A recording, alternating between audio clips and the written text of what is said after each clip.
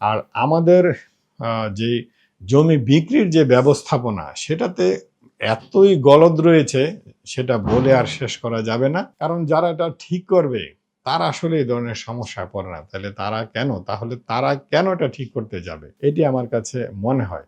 কারণ আপনি অংশীদার হিসেবে একজনের কাছে জমি পাওনাই থাকতে পারেন। কিন্তু আপনি ঠিক কতটুক পাওনা আছেন সেটা ডিসাইড করা ছাড়া, সেটা কাগজপাতি করা ছাড়া কিভাবে সে পাওনা আছে ধরেন ১ শতক, সে বিক্রি করে দিল ৫ শতক।